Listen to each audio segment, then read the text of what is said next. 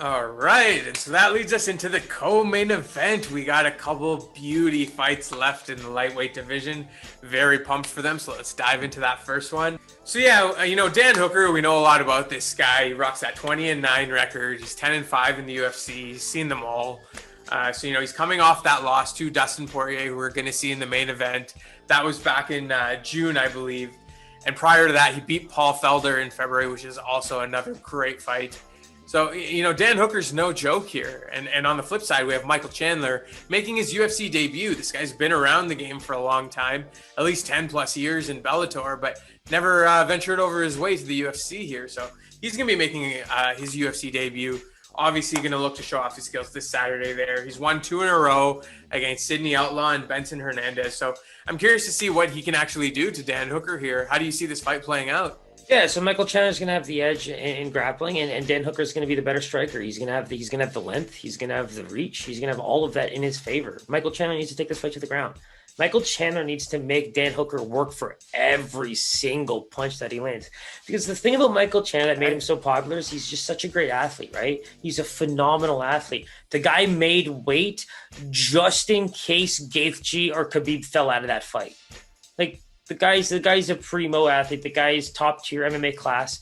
We saw him fight Benson Henderson last August, and that's a fight where I actually really got to see at least what he's done to his game, since the Pitbull loss and even the Sidney Outlaw win. Like, these are all fights where you kind of see him really, I guess, come back into his own, because the Benson Henderson fight was really just a mauling. I think that was one of the easier bets ever, to be quite honest. And to be when you look at Benson Henderson, you keep thinking the fight's gonna go the distance, and frankly, that fight ended in the first round.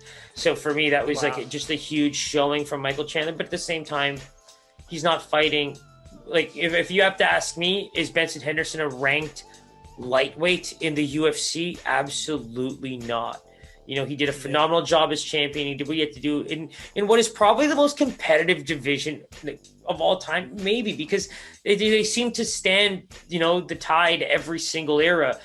Just phenomenal fights just coming out of there every single time. Because when you look at even Dan Hooker's record, right, the only man to ever truly knock him out is Edson Barbosa in the third round. Like, that's massive. Like, these are just all beasts trying to fight for the same thing. It's like watching a video game. It's insane. It's Mortal Kombat in real life. Like, that's how good. Like, even when you think back to the Paul Felder Dan Hooker fight. Like, that was a split decision win.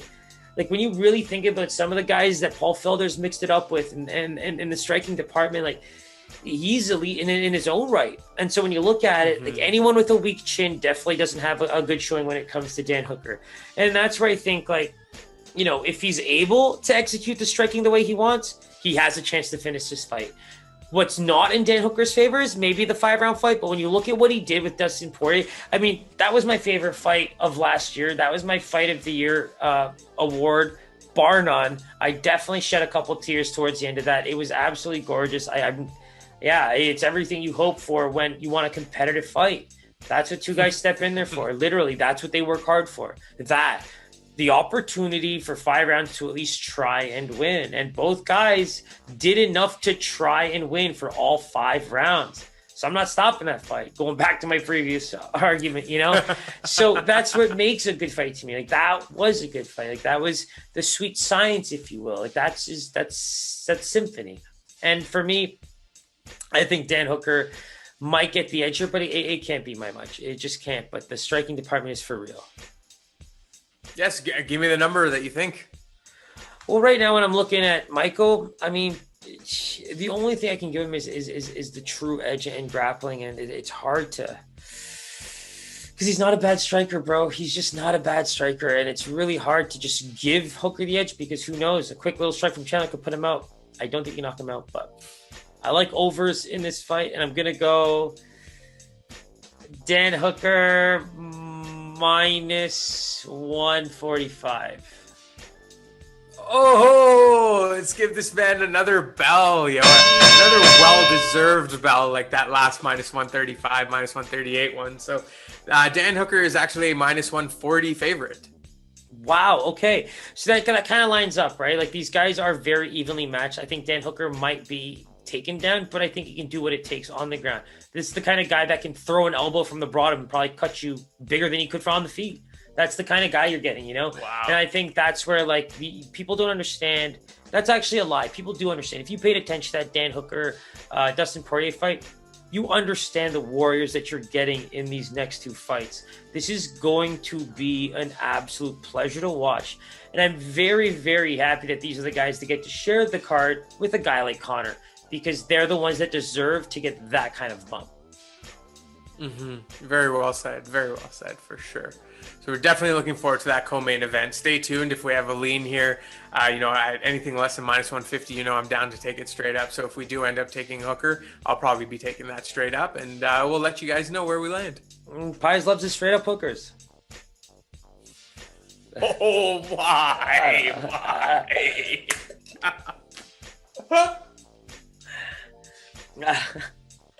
I don't even know. It's just...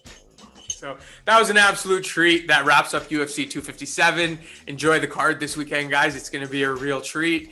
If you haven't already, hit that subscribe, hit that bell button. Make sure you give us a follow on Instagram, Twitter. All our information is below. And yeah, it's going to be a good one. Anything else you want to touch on, Siraj?